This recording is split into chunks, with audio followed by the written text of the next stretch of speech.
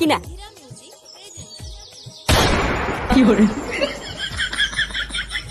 এই মেলেতে ল্যাংটা কাকা ওটাকে নিয়ে গেল। দেখে তো মনে হলো ওটা থানতাপের বোতল। হ্যাঁ, আমাকে না দিয়ে থানতাপ খাওয়া, ডালা পুরো মারতি।